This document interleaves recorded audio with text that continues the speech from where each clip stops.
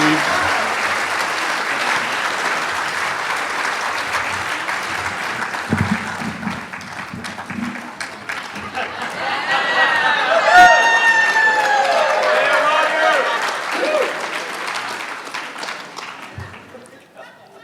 Don Landis, alcoholic. Steve, thank you for that very kind introduction, which I will prove to you I don't deserve, but I will accept. And thank you, Roger, for accepting. But what I mean, you think he said nicer things about you than me, you know?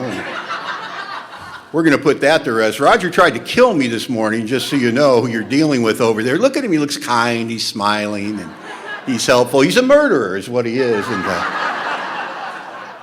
last night he gives me this big jug of Starbucks cold brew coffee, and I took it up to my room. I remember thinking, that's awfully kind of him, just to think of others that way. What he didn't tell me is it was concentrate. So I got up this morning, pulled a big old glass and downed it, and I'm sitting in the first meeting this morning thinking, I think I need to change my date, you know.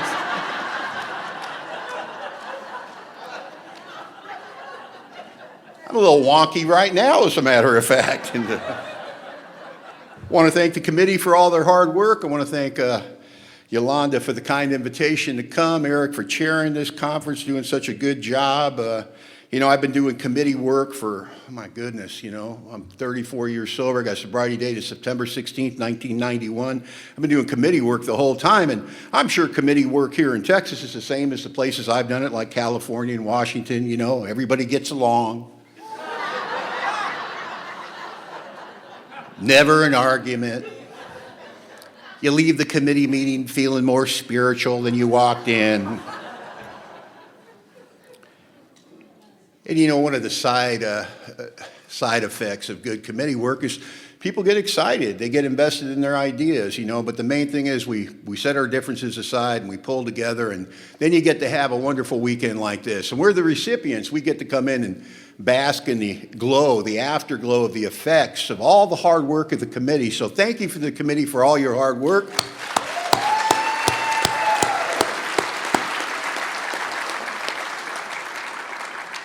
And being givers, so we could come here this weekend and be takers. Thank you for that. And I want to thank Norman for picking me up at the airport on time. And like Norman, man, liked him from the beginning. You know, I asked him how he was doing, and he was not hesitant to tell me. And I don't know if Norman knows anything about me, but I know a lot about Norman. And probably too much, but... And I kid you, Norman, what a great conversation we had in that peaceful Dallas traffic heading over here. And boy, I mean, that's why people go to AA here and love it. They're just happy to be out of the car. You're not fooling me. And but really happy to be here. And boy, I got to tell you, I'm just so grateful to be sober. And I don't understand people that have their enthusiasm diminish as their sobriety years roll by. I'm telling you, I'm more enthusiastic about AA today than the day I walked in. And the day I walked in, boy, didn't I need it. You know, I'm an alcoholic. I'm the real type. I'm not a heavy drinker. I'm certainly not a social drinker. I've seen social drinking. It's terrifying. People leaving perfectly good booze deserted in a glass at a restaurant. You can't take your eyes off it. It's all alone, and just horrible stuff. One of the worst examples of social drinking I ever saw, you know, my beautiful wife, Eileen, you know, we met in AA, boy meets girl in AA campus this June. We're going to celebrate 30 years of marriage, and that's a weird, yeah, thank you. Now, there's people in this room like Vinoy who have known Eileen and I since the day we got married, and she's like, it's a miracle they're together. I mean, I understand. And it's really weird when my good friends Aaron G came up. I haven't seen Aaron in years. Aaron married us. I mean, it gets weird in AA. You know, you stay here long enough, you'll get a lot of friends you want and that you don't want. It doesn't matter. They just show up in your life. And man, when we got engaged, my wife and I, they threw us a party. My family did, you know, and there was some social drinking at the party because everybody came, you know, and that's not alcoholic drinking, you know, social drinking, white wine drinking, not crash your car, go to jail, write an inventory drinking, you know, just. And my wife-to-be, Eileen, and I were in the kitchen talking to my sister, Patricia, and my sister had a glass of white wine, and we're sitting there with our club sodas, and at one point, my sister Pat saw some people arrive she wanted to greet, and she goes, "Oh, I'll be right back. I want to greet these people." And she put her white wine down on the counter, and she left the room. And Eileen noticed that. And Eileen looked at the wine and looked at my sister getting further away and looked at the wine and saw my sister disappearing in the distance. And she said to me, very concerned, she said, "Pat left her wine." And I said, "Yeah, baby, she did." She goes, "Well, should I go tell her?" And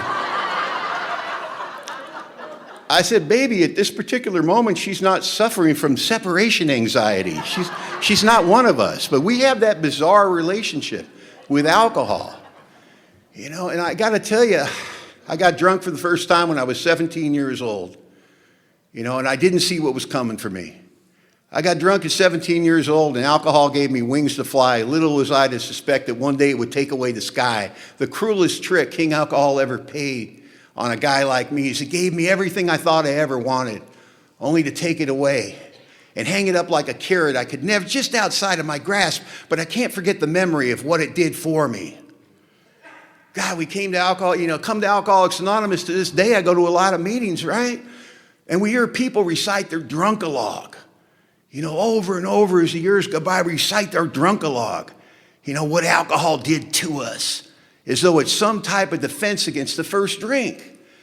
And I'll tell you what, I had that drunkalogue in place before I came to Alcoholics Anonymous, and it never slowed me down. And I know my drunkalogue won't keep me sober. And I think it's important to remember what alcohol did to me, but I don't want to ever forget what it did for me. When it set the hook, when it took possession of my soul, when I told anybody that would have listened, "I'll never stop doing this." Why would you? Because I got drunk at 17 years old and I didn't see what was coming for me. Did you? The monster, the juggernaut, the destroyer of hopes, dreams, the destroyer of families, blameless lives, warped lives of blameless children, as the book says. And if you had come to me at 17 years old after my first drunk and said, "Let me show you a movie of what your life's going to look like the next 14 years, you wouldn't have got halfway through the movie and I would have said, "Turn it off. That's insanity. That can't be me. I'm not that stupid." No idiot would stand the ride that long. Nobody would subject themselves to that type of pain. But that's not how the disease comes for us, does it? It comes for us one day at a time. One day at a time, I slide things across the bar.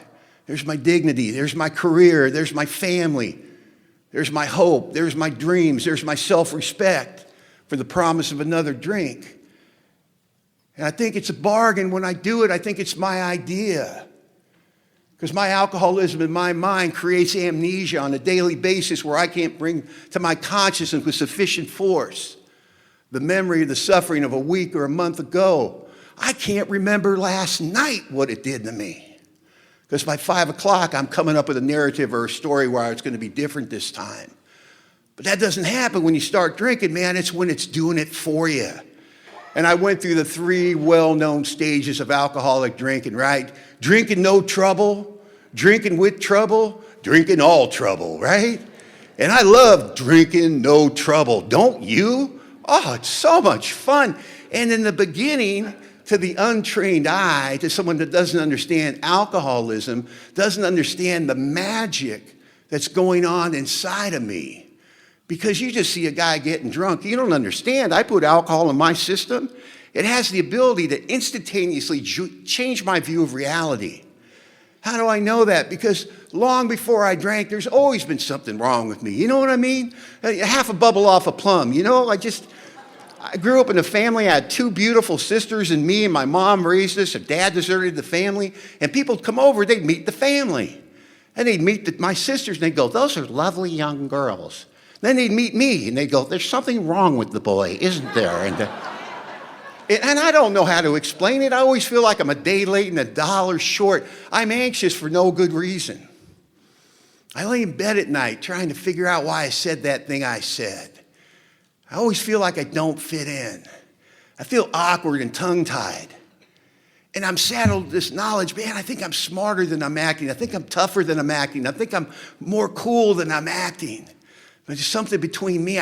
There's a wall between me and the rest of the world. And I know you can't see it, but I can feel it. It seems to be made out of glass. And I can't connect with you. I can't come out and play. And then I get drunk for the first time. And the wall comes down with a thud. And almost on a primal level, I remember thinking, alcohol, good. Silkworth writes, men and women drink essentially for the effect produced by alcohol. Every newcomer that ever came to Alcoholics Anonymous read that and thought this, duh. Never suspecting that 90% of the people on the planet don't get the effect you get. 90% of the people on the planet do not dream about drinking. Do not wish for a life where I could just get up and stay drunk all the time. Alcohol is something that's done socially by 90% of the people on the planet. If you don't believe me, go find a social drinker. Find a heavy drinker, for God's sakes. Find somebody that knows their way around a cocktail and ask them, what's the effect produced by alcohol? I did it with my brother-in-law. And Larry, trust me, knows his way around a cocktail. I said, Larry, what's the effect produced by alcohol? He goes, well, you know, Don, I got to tell you, sometimes I want to have a drink. Doesn't have to be a bad day or a celebration. I just feel like having a drink. So I go somewhere and I order a drink. And I drink the drink. And it produces a feeling within me of, I don't know, relaxation. And if there's music playing, I start to hear the beat a little bit better. You know what I mean? And overall, I would label the experience, I don't know, pleasurable. It goes so well, in fact, Don, that I usually order a second drink. But I got to tell you, Don, somewhere in the middle of that second drink, I start to feel it. So I stop. No, you don't. It's about to get good. Let's stomp on the accelerator. We're going somewhere. Where are we going? I don't know, but we're going. And I don't understand that Larry's having a normal reaction to beverage alcohol. He drinks a little too much alcohol, his body starts sending him signals. We're talking too loud. People are looking at us funny. I don't think this is fun anymore. Let's shut it down. You know what he doesn't have to do? Doesn't have to go to AA, get a home group, get sponsored. Work 12 golden steps wrapped in the ribbon of promise. Sponsor men that won't listen to him. He doesn't have to do any of it. He just stops. I'm in that bizarre 10% of alcoholics. I get a different set of signals, don't I? Well, it's really only one signal, isn't it? More. More. But here's the problem. I only drink in my body, I only live in my mind. How would I know I'm having an abnormal reaction to beverage alcohol? I don't know I'm drinking differently because it doesn't matter, does it? And when, you know, I've heard everybody, I got drunk for the first time story. I've been listening to them for over 3 decades. We all sound the same, some variation on a theme, right? I got drunk for the first time and I felt 10 feet tall. I felt stronger, smarter, more courageous, better looking. And we say it as though it's delusion or fantasy. Let me tell you, you take this shy, awkward, I don't fit in 17-year-old, and you pour alcohol in this alcoholic's body, it ain't delusion, it ain't fantasy. I am funnier, and I am tougher, and I am more courageous, and I am better looking, damn it. And I am more of what I always hoped and dreamed I could be if I could just get me out of the way. If I could just get me out of the way. Alcohol gets me off of me, gets me out of the way. I get to step out easy. I fall in love with the effect produced by alcohol when it's working for me. It gives me wings to fly and it hasn't yet taken away the sky. And I go to phase 2 of alcoholic drinking, right? Drinking with trouble. And that's where I become confusing to my family, to my employer, to society at large. Because guess what? They see the trouble enter my life too. They see the trouble pile up on itself. And they say things to us like, that looks painful. I say, it is. I mean, it kind of looks like a lot of failure, absolutely. It really looks like a waste of life, undoubtedly. Are you going to stop? Nope. Because you see the outside, you can't see the inside, because by then, I'm starting to think, maybe I should slow down, maybe I should moderate, maybe I should stop. And it makes sense in my mind, drunk on the couch with a glass in my hand. Why do I do this? I know tomorrow I'll put this down. At 23, 24, 25 years old, when troubles enter my life, I put down the drink and I'm shocked to see what happens. I actually stopped drinking. But you know what I didn't see coming? Irritable, restless, and discontent. Biggest understatement in the big book of Alcoholics Anonymous. Doesn't sound bad when you read a doctor's opinion. It says a guy like me, separated from alcohol in short order, arrives at a state known as irritable, restless, and discontent. Sounds almost clinical, doesn't it? Irritable, restless, and discontent. Doesn't feel that way. I'm irritable. I don't want to hurt you. I'm restless. Maybe I'll go over there. Nope, I don't like them. Maybe I'll go over there. Nope, they don't like me. Maybe I'll get some ice cream. God, I'm getting fat. I mean, it doesn't matter where I'm at, who I'm doing it with, what I'm doing. I'm with the wrong people in the wrong place doing the wrong thing. Can't find my place in the world. I'm a dog, circling his own tail, looking for the right place to lay down. Nope, nope, nope. And I'm discontent, right? And it sounds like I'm unhappy. No, listen. We're talking about spiritual discontentment.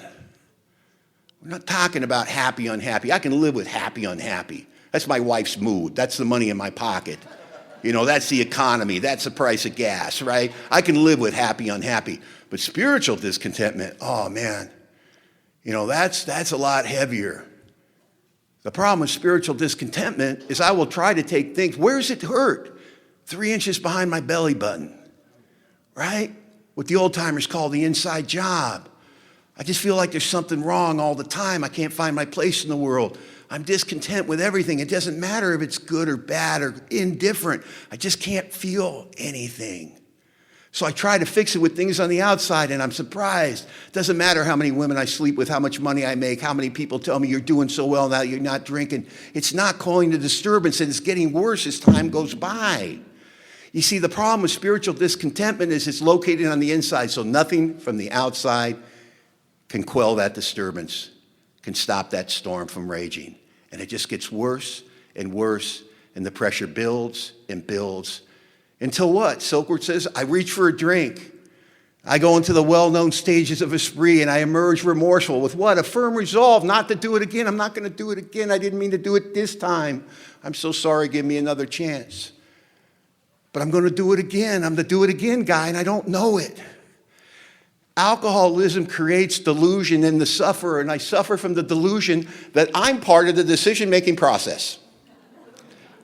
I don't realize I've lost the choice of drink. I think I'm actually deciding whether or not I drink at night. I must, because I wake up every day, and you know what I think? Not tonight. Oh, God, I'm dying here. This is ridiculous. I don't want my life to turn out this way. I'm not drinking. 3 o'clock, the miracle of 3 o'clock. Maybe I can have a couple. And I'm drunk every night, spending the whole day thinking about how bad my life got, how I'm not going to do this anymore. Yet I'm drinking every night. I'm under the delusion that I haven't lost the power of choice where drink's concerned. I think I'm part of the decision-making process. I don't understand. King Alcohol told me to take a seat on the bench a long time ago. Alcohol's calling the shots. Oh, we'll take it from here, kid. We're in the process of destroying your life and everybody that has the misfortune of loving you. You're just along for a hellish ride. And we'll tell you when you're done, and that's never. Alcoholism gets it all, right? Takes everything from me you can possibly take from a man, and when apparently there's nothing left to take, when the kind thing would have been to kill me, it didn't kill me. It seemed to turn its sights on my family. Now, they don't sleep at night because they're waiting for the call. And all they've done wrong is they loved an alcoholic. Now they don't have any peace, joy, serenity. Now they suffer from spiritual discontentment. They're irritable, restless, and discontent. And they got nothing to numb it with. At least I'm getting drunk every night. At least it produces a feeling in me for a couple of hours that vaguely resembles hope. Remember that? No matter how bad your life got, you could drink and get drunk, and for a couple hours before you hit oblivion, you can joke and tell that lie that you can buy that it's going to be different tomorrow. My family didn't get that. They were stone cold sober, feeling the effects of active alcoholism. Drinking with trouble, we confuse everybody because they see the trouble coming in our life.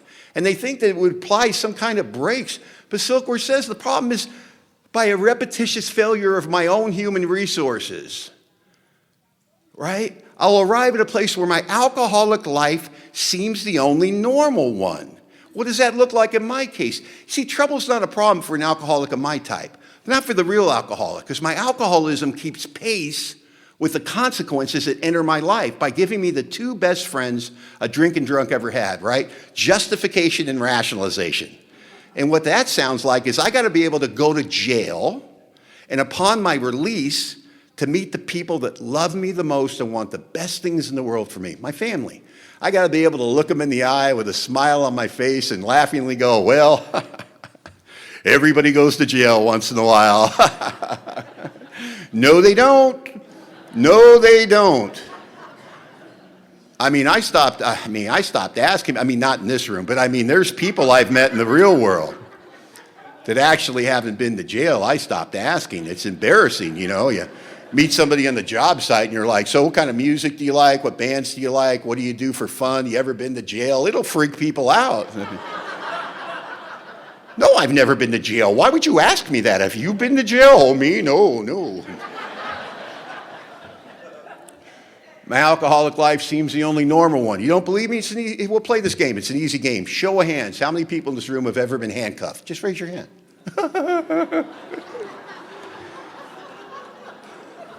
Worse in Texas than most places, huh, Aaron? Whoa.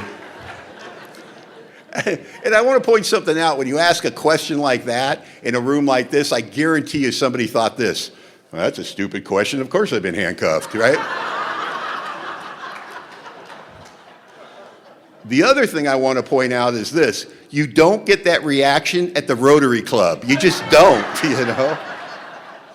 And the other thing is people laugh and they're kind of proud of it. Yeah, we're terrible, No shame. Oh my goodness. And then we're into drinking, all trouble. I can't get any traction in my life. Whatever good was in my life is far in the rearview mirror.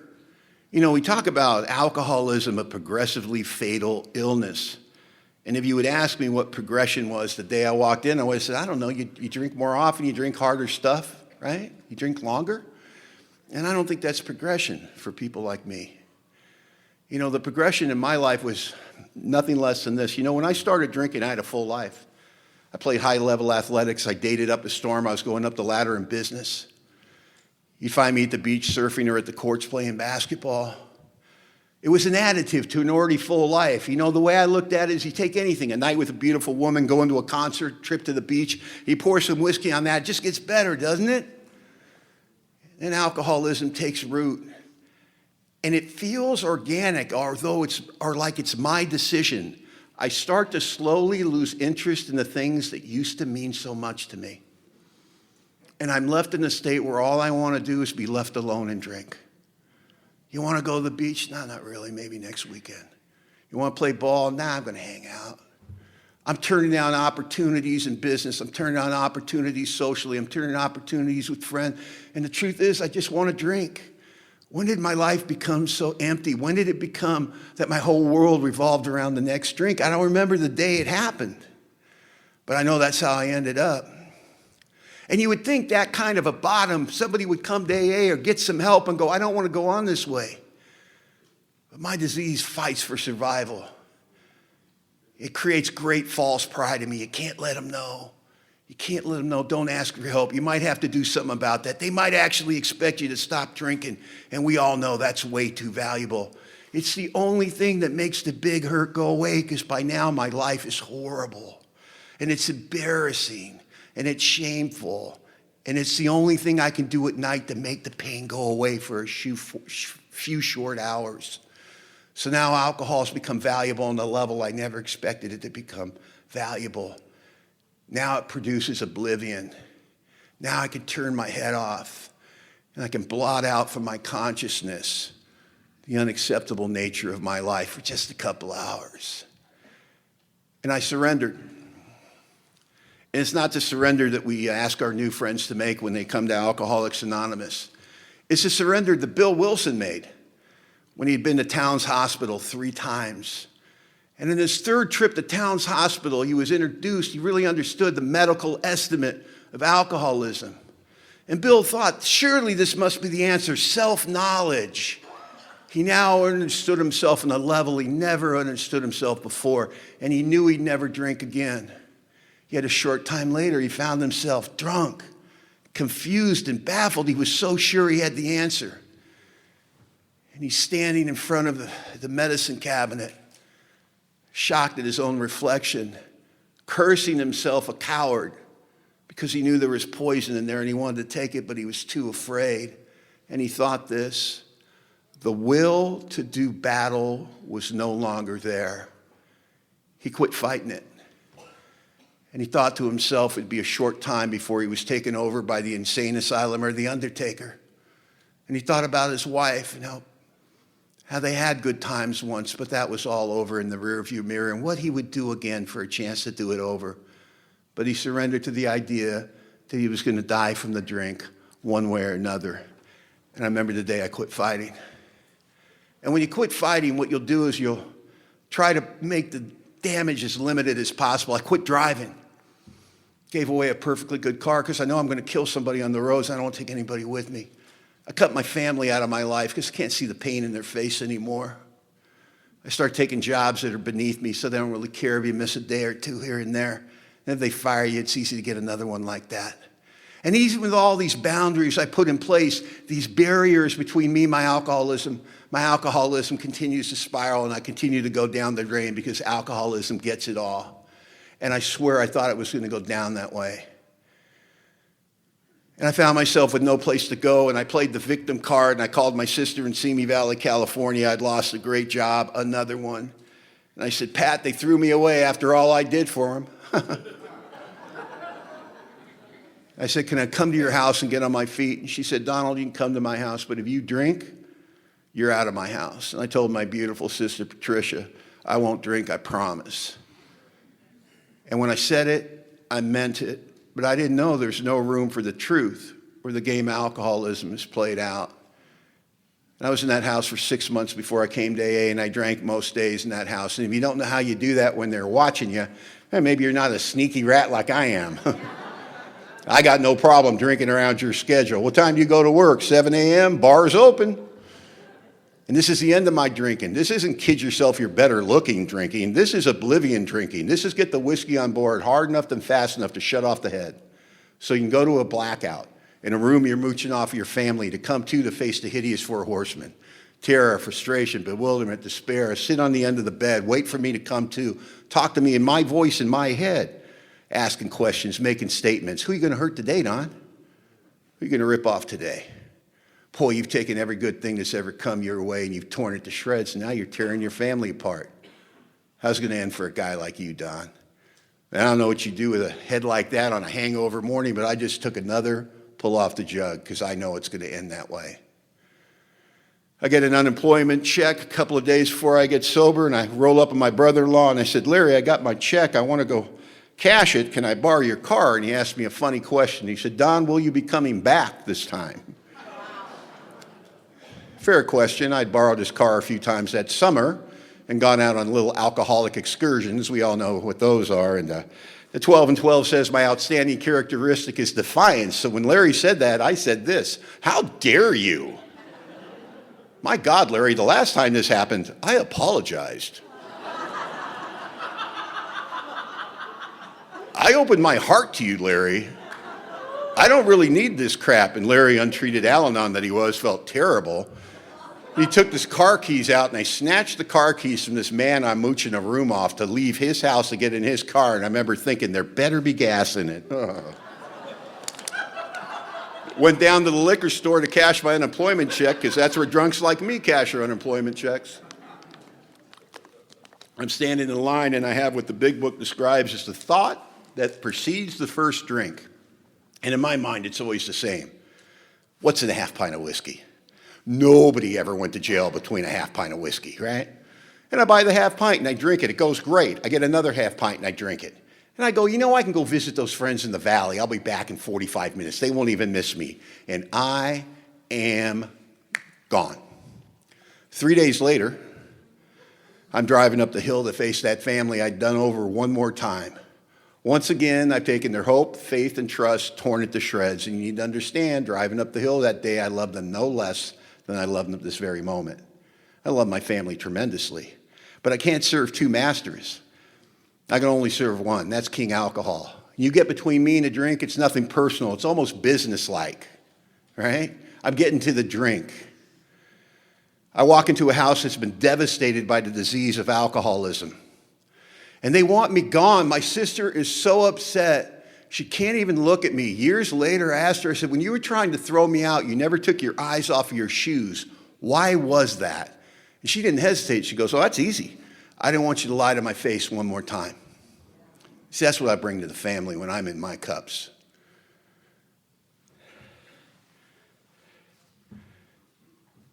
And I find out that an argument broke out between my brother-in-law and my sister in my absence. He wanted to call the cops and report the car stolen. She negotiated him down to a missing persons report.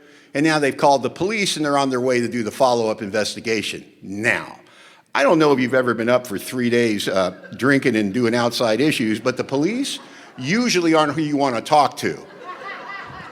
I start screaming at my sister, I got warrants, I'm going to jail, thanks for nothing, because now it's her fault. And I walk outside to wait for the police because I don't want the interview to go in front of the family. I don't know what I'm going to be saying, but we all know I'm going to be lying, right? And up the hill comes this black and white, and on the side of the black and white it says K-9 unit. I remember thinking, oh good. They brought the dog. Like I'm in any shape to make a run for it. And the cop got out and he started asking me those hard, tough questions that trained professionals will ask you, like, where were you? And everything I remember is illegal, so I'm lying, and he doesn't believe me, and he's looking at my eyes really hard, so I'm breaking his gaze. Now he's breaking with me, so we're interviewing, and I don't feel good, man, and I just want to divert his attention, and I see the dog in the back seat, and I point at the dog, and I go, oh, is that your partner? And he says, well, yes, it is. And he walks over and opens this door, and this dog gets out. Sherman Shepherd, not a hair out of place. Like a Rin Tin Tin reincarnate, right? Just a beautiful dog. And with no prompting on my part, he starts to relay facts to me about the dog's life. The dog's past mandatory retirement. They haven't retired him yet. He's too good. The dog has participated in more arrests than any dog in the history of Ventura County. The dog has participated in more arrests and rescues than any dog in the history of Ventura or Los Angeles County. This dog was so phenomenal that the officers took a collection out of pocket to send him over to Europe for international competition where he kicked butt on German Shepherds.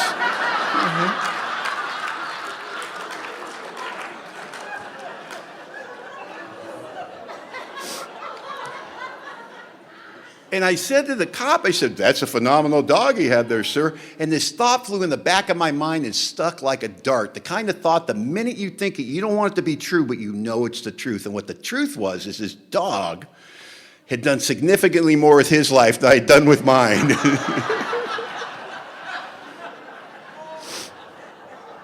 And I hated that dog.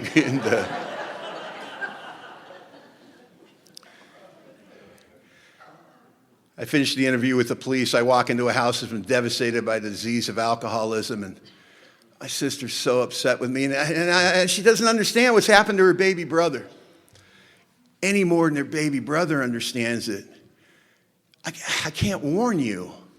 I mean, if I understood alcoholism at that moment the way I understand it today, maybe I could have warned her. Maybe I could have said something like this. Oh, you think this is the bad part? Like I stole your car again and you're all upset. You think this is the bad part? This isn't the bad part. You want to know the bad part? I'm going to do it again. I'm going to look you in the eye with tears in my eyes. I'm going to beg you for another chance. I'm going to tell you how much I love you and how it won't happen again. And you know what? You're going to believe me. Not because I'm a good liar, because it's the truth. Do you think I want to live this way? Do you think I wanted my life to turn out this way? Don't you know what it's like? Every morning it's in the room with me, that thought, not tonight, God, please not tonight, yet I know I'm going to be drunk tonight. See, my sister didn't know there's no room for the truth where the game alcoholism is played. I never lied to my family, not once when I made those promises. I didn't have the power to honor the commitment of the promise. But alcoholism creates delusion in the sufferer that makes you think you do. I meant it when I said it. I didn't mean for this to happen. Can you see your way clear, giving me another chance? Don't you know how much I love you? I didn't mean for it to get away from me. And you give me another chance, and I keep roaring through your life again and again and again. And I'm lost, and my family's lost. And there is no safe direction. And the Calvary's not coming, and there's not going to be a happy ending. And we call it alcoholism. And it's a killer. And it's in my family, and we don't know what to do. How dark it is before the dawn. At the low point of my existence, hopeless, hapless, and helpless, I walked into a place called the Simi Valley Alano Club, and you've done everything for me. The men and women of Alcoholics Anonymous did nothing less than save my life and gently deliver me into the loving arms of God, who I did not believe in and was quick to tell you when I arrived here. I owe you everything. If I live to be 1,000 and a committed member of Alcoholics Anonymous, I will never get close to paying you back for what you've done for me. I don't remember my first night in Alcoholics Anonymous. I was detoxing pretty hard, but I remember my second night because I won the lottery. There's a lottery in AA. Most of us win it. We don't realize we did. If you had told me that second night, you just had the most important moment of your life, I would have said, what happened? I missed it, you know. But here's what happened. I attended the 6 o'clock meeting at the Simi Valley Alano Club, hour and a half long, ends at 7:30, half an hour break, next meeting's at 8. I'm waiting for the 8 o'clock meeting. And I'll tell you what, I didn't look that night the way I look tonight, you know what I mean? I got long hair down the middle of my back and it's filthy because I don't shower anymore. I got a full beard with food stuck in it. I've lost the ability to speak the King's English. I communicate in a series of hand gestures, grunts, and clicks. I'm wearing my sunglasses at night. I got my back against the wall in this clubhouse and my legs spread, my arms folded on my chest. Just rocking back, surveying the room like I'm a tough guy, and that's not why I'm doing that. I'm wrapped myself up because I'm coming up on 48 hours without a drink of alcohol, and I'm physically addicted. And every molecule in my body is screaming in unison, let's get a drink, let's get a drink, let's get a drink. And the big book of Alcoholics Anonymous clearly states the main problem of the alcoholic resides mainly in his mind rather than his body. My mind started talking to me about you. Look at them, Don. Look at them. They're clean and they're happy. And you know why they're not talking to you? Because they don't want you here. And why do you do this to us, Don? Oh, you're quitting drinking? What's this, the 100th time? Oh, it's going to be different because you're in AA? We know what's going to happen, and so do you. You're going to take the pain like you normally do, and then you're going to drink anyway. Here's an idea. Why don't you bypass the pain? Let's get out of here and go get drunk. You know what's going to happen, and we know what's going to happen. And I'm leaving Alcoholics Anonymous on my second night of recovery to go get drunk, and it's going to cost me everything. It's going to cost me the love of the last relative that'll have anything to do with me, my place of residence, and ultimately, more than likely, cost me my life. Small price to pay. If I can make the madness in my head stop for a couple hours, I'll pay that price. And how do I know that? I've always been willing to pay that price. And it's the most important moment of my life. Whether I live or die is about to be decided in the next few minutes. And I caught a break. Because over in the corner that night were two good members of Alcoholics Anonymous named Lou and Mark. And it may be the most important moment of my life, but for Lou and Mark, it was Tuesday, right? And these good men were where they were every Tuesday night between the 6 o'clock and the 8 o'clock meeting at the Simi Valley Alano Club. They hung out together. You know, they drank that bad AA coffee, told those good AA war stories.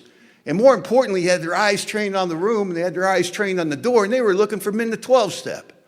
And the way they told the story is this. They saw me, and Lou looked at Mark and went, whoa. And Mark looked at Lou and went, yeah. And they took what I think is the most important action we'll ever have the honor and privilege of taking in Alcoholics Anonymous. These two good men walked 30 feet across an AA clubhouse to cordially welcome a man to Alcoholics Anonymous who was dying from the disease of alcoholism. And they did it in the kind, unassuming way we're taught to do it. Hi, I'm Lou, this is Mark. We don't think we've met you. Why don't you come sit with us? I'm here to offer that stuff saves lives. And why do I think it's so important? Yeah, it might have been 30 feet for Lou and Mark. For me, it's 1,000,000 miles. Don't you know where I've been, what I've done, who I've hurt, that I can't get my eyes off of my shoes? You think I'm asking for help, working the room, getting numbers? If you think I'm doing any of that stuff, I hoped you packed a lunch. because I don't have it in me. My scorecard reads 0, my tank's on empty. No, these guys understood the terms of engagement for recovery from alcoholism, that they would have to carry the message to the alcoholic that still suffers. And I sat down with Mark, and Lou continued to stand. He clapped me right in the middle of the back, and he announced, "Don, this is Mark. He'll be your sponsor." And then he walked away. And they assigned me my first sponsor in Alcoholics Anonymous. And I know, you don't have to talk, I know that's not done in AA. And I'll tell you this, right, just an opinion, and I got the mic. I don't know why. It's crazy. We let the sickest person in the room pick the captain of the ship.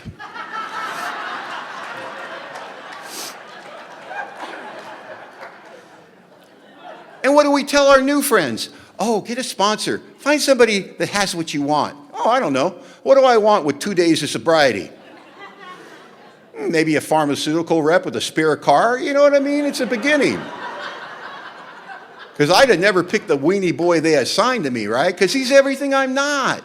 Bald head, slide of frame, wire rim glasses, and ooh, he loves God. Boy, he wasn't afraid to talk about it either. What God did for him, what God did for you, what God was going to be. And it wasn't what he said. I was detoxing out of my mind. It's all hearsay. I don't know what he said. That's what I think he said. Wasn't what he said, it was how he said it. He was armed with the most important thing you can be armed with when you were talking to a newcomer, spiritual enthusiasm. He had found a solution in his own life, and he was so excited to give it away to the next person. He wanted me to have a chance at finding what he had found. He was so excited. He looked me in the eye and he said, "We're the lucky ones, Don.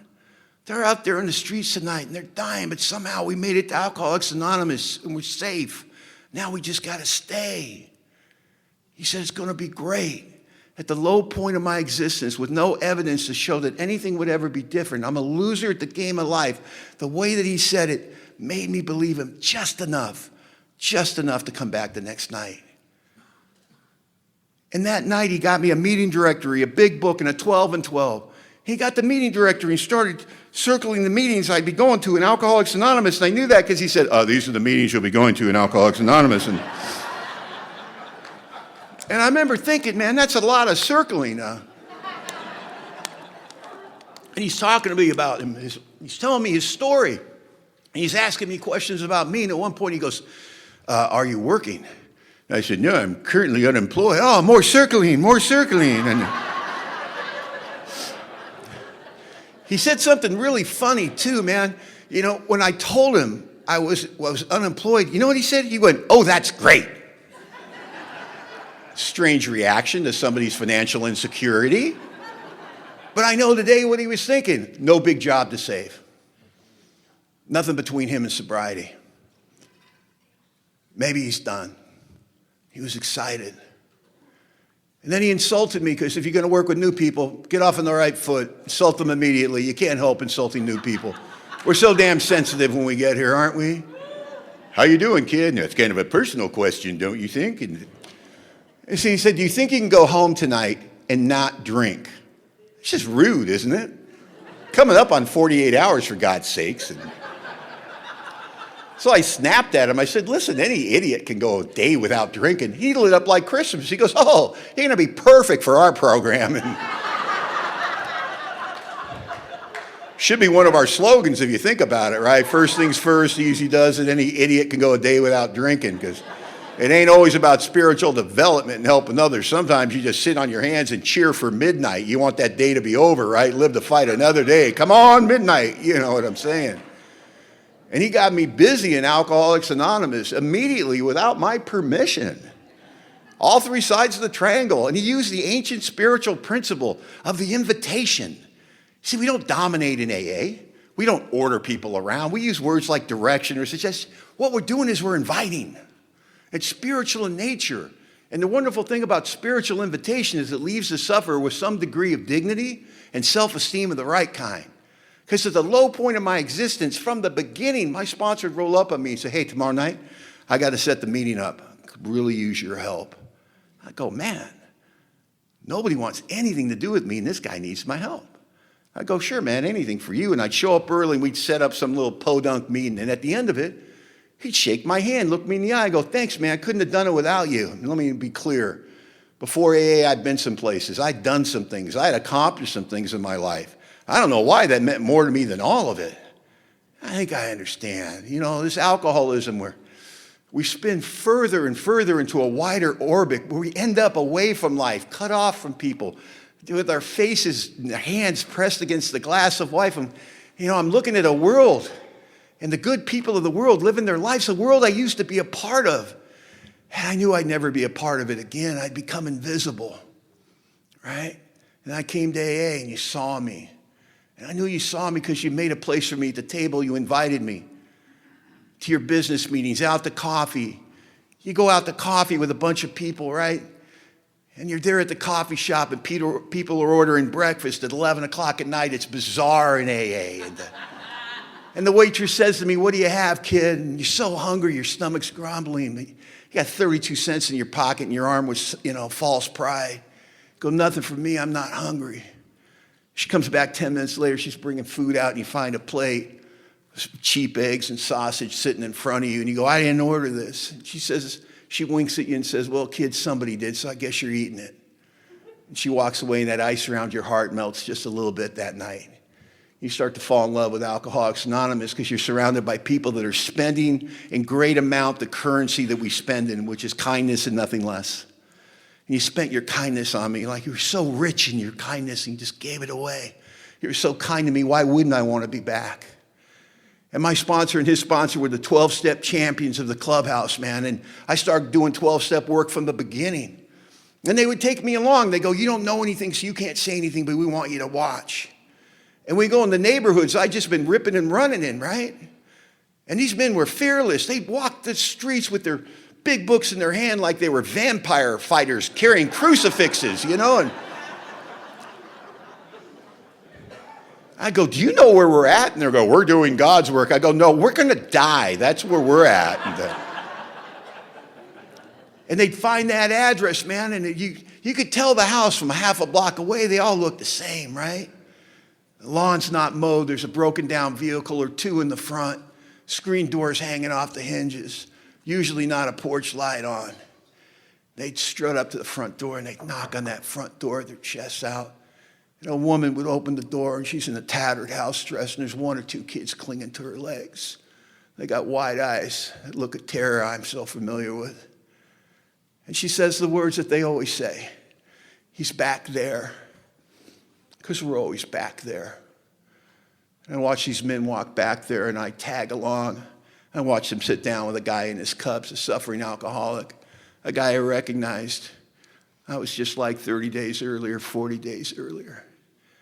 And I'd watch the head heavy and I watch him not being able to get his eyes off of his shoes. And I watch these kind men spending the currency we spend, and they talked in hushed, soft, kind tones. And they talked about themselves.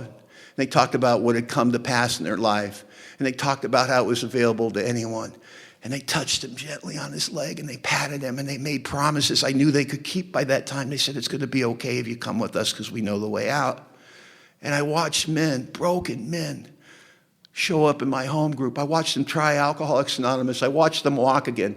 And I watched them get sober. And I'll tell you, I can't see my recovery, but I saw that.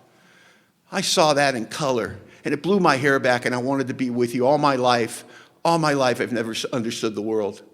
And I found Alcoholics Anonymous. All my life, I've been looking for something noble. And I saw the most noble things I'd ever seen in my life when I was new in Alcoholics Anonymous. It spoke to my heart. It spoke to my spirit. It didn't speak to my intellect. I knew what I was sawing for free and for fun. One alcoholic reaching another alcoholic so he could start to take actions he couldn't possibly believe in yet. And my sponsor's taking me through all three sides of the triangle. And we're working the steps out of order, and that's the funny thing. You get a sponsor, you work the steps in order out of the book, but the direction they're giving you in the day-to-day, you don't realize you're working the steps. They never tell you. My sponsor had me praying second night in Alcoholics Anonymous. He said, "Go home tonight, get on your knees. Thank God for keeping you sober." And I interrupted him. I said, "I don't believe in God." He goes, "That's okay. He believes in you." So... And when you get up tomorrow morning, get on your knees. Ask him to keep you sober that day. I go, "I don't believe in God." He goes, "Listen." And he played me perfectly because sponsors know who you are, right? They're divinely inspired. He played me perfectly. He goes, "What are you afraid of?" Oh, I'm the jump off a cliff guy. You tell me I'm afraid. I'm not afraid. At night, man, I'm praying. And I'll tell you what, I'm the kind of drunk, when I'm in my cups, I can lay in the gutter in my own filth, and I don't lose the ability to judge others. I mean, you'll walk by and I'll go, where'd you get those ugly shoes? You know what I mean? But 2 days sober, I'm in that room, doors locked, lights are off, just embarrassed, hair standing up on my arm like, ooh, praying felt terrible. It's become the most important thing in my life. And it was the most uncomfortable thing I'd ever experienced when I was new in Alcoholics Anonymous. And you show up at the meeting, your sponsor's going to ask, did you pray last night? Yes, I did. Did you pray this morning? You go, yes, I did. He goes, good alcoholic, here's a cookie, and you get that approval and you feel like maybe you're doing something right. And he would just roll up on me long before I was on the amends. I'm 3 months sober. He comes up to me and goes, hey, what are you doing to say thank you to your sister for her letting you get sober in her house after how horribly you've treated her? And I said, well, I'm not drinking. He goes, yeah, it's mighty big of you. Go home tonight and ask her if there's anything you can do. So I went home that night and I said, listen, my sponsor wants to know. And by this time, my sister's fallen in love with my sponsor because I was telling her how mean he was. And she really liked that, right? And she's like, what did he say tonight? I go, oh, he called me a little boy in a man's body. And she'd go, oh, that's beautiful. What else? I asked my sister, is there anything I can do for you? She goes, yeah, you can paint my house. I go, your whole house?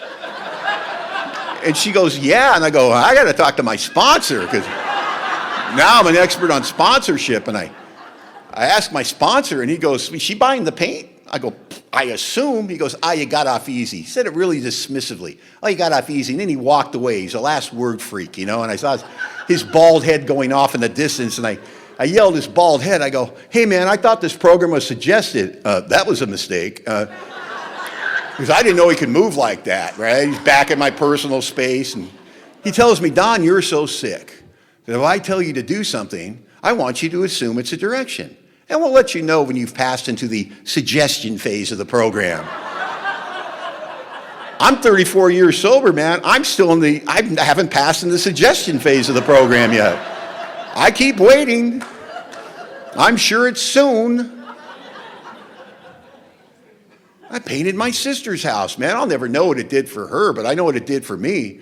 Because I had been telling my sponsor about the pain between me and my sister, how we could only be in the same room at the same time for so long, and then it got weird. And it seemed like the deeper I got into that project, because I was working full time by that time, going to 14 meetings a week, so whatever spare time I had, I'm painting her house. And the further I got in, the longer we could be in the same room together. And when I got done, we weren't even Steven by a long shot, but I could be in the same room with my sister at the same time, breathing the same air, and whatever was wrong between us, it started to heal. And I wasn't formally on the 9th step, but the principles involved in the amends, what we talk about in the big book, our man will be more interested in the demonstration of goodwill than our talk of spiritual discoveries. What's your demonstration of goodwill? I painted her house. My sister said, you've been making promises your whole life. She goes, you didn't make a promise, you just did it. She goes, I couldn't believe what I was seeing. It was nothing short of a miracle. You never complained, and you did it, and you did a great job. You did it with a great spirit. And I thought, what's happened to my brother? See, the very thing that she said when she lost me to the drink, she was saying, but she's saying it in a different way now that I'm sober. When she saw alcohol take over my life, she said, what happened to my brother?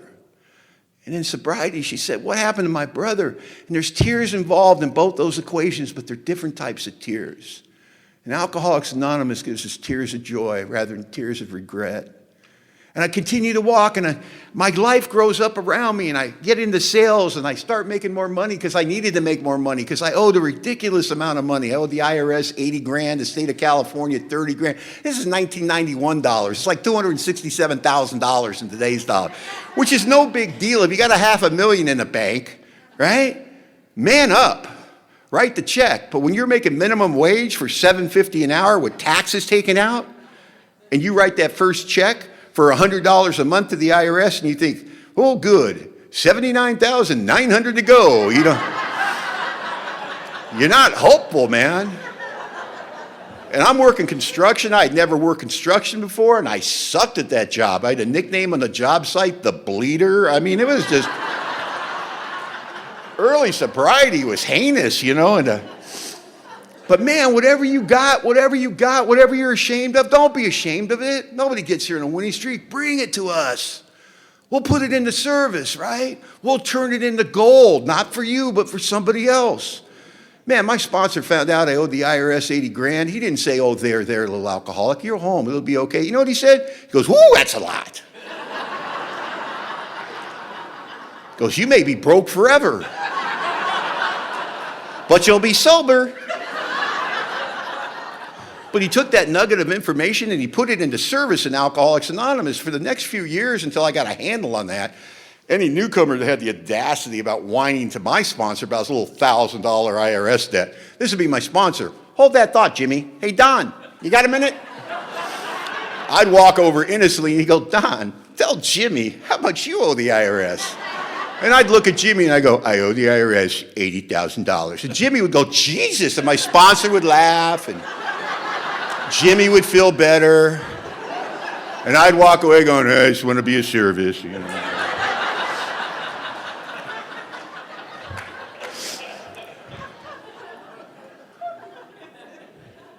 You know, I met the girl of my dreams in Alcoholics Anonymous. Like I said, in June, we'll celebrate 30 years sobriety. And we've had a full life, man. She's sober 34 years. I'm about to turn 35. I got 10 months on her. It means nothing in our house, trust me. And oh, my God. And you know what? And we've had good times, bad times. Good, bad, happy, sad, the conveyor belt of life that's built in a circle, just bringing the same stuff over and over again. You think it's new. It's not. Same stuff. Right? But whatever it was, I brought it to Alcoholics Anonymous. I showed up in a transparent mail. You never threw me away. You said, bring us your good stuff, bring us your bad stuff, bring us everything.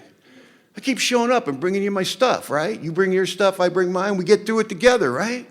We stay sober in a group ethic. And I watch people come and make a good beginning in Alcoholics Anonymous, and then I watch them leave Alcoholics Anonymous. Right? And I'll tell you this quick story, and I'll sit down. It's about my best friend in AA. When I walked into Alcoholics Anonymous, there was a guy there already had 30 days. His name was Greg. And once I detoxed and Greg and I became friends, he became my best friend in Alcoholics Anonymous. And we had that blood pact that sometimes newcomers have, you know? Like, I can't drink, so you can't drink, so you can't drink, because I can't drink, so we can't drink. And we fell in love, man. We loved Alcoholics Anonymous, man. If you saw me at a meeting, you saw Greg, and vice versa. And we went to 2 meetings a night, man, and we tried so hard to learn to live sober. Greg was renting a house with a bunch of other drunks, and I remember they had a swimming pool, and we went over there one day to try to do what normal people do to have fun, right? We took a swim, we watched a movie, we barbecued a steak, we're sitting back on the couch. I turned to Greg, I said, you having any fun? He said, not a drop, not a drop. But we went through that early sobriety stuff together, man, and at 2 years sober, you know, I left Simi Valley and I joined the circus in West LA, the Pacific group, man, where it was like everybody was active. It was like AA on steroids. It was crazy. But it fit me like a glove, man. I like that active. I like that action, man. I'm that alcoholic. There's a bar fight. I don't run out. I run towards, right? That's what AA in the Pacific group was like. It was like the bar fight of AA, man. It was like a lot of stuff going on. And I know if you've got a home group like that, you know what I'm talking about. You like the action, right? Like the excitement. Let's go. This isn't a death sentence. This is a life sentence. So I joined the Pacific group, and Greg didn't want anything to do with that group. He said, I heard about that group. Got that strong sponsorship ethic. Because I didn't get sober to have somebody tell me how to live my life. And I said, wow, you had a plan when you got sober? Good for you. And in the next 4 years, man, I turned 3, Greg turned 3. He's going to like a meeting a week. I'm going to 6 meetings a week.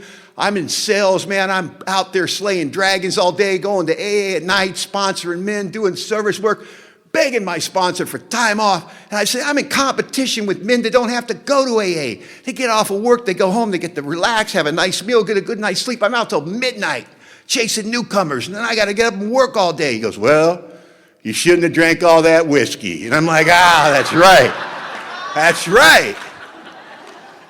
And Greg, man, by the time he's 4, he gets married. I'm best man in his wedding. He didn't even go to AA anymore.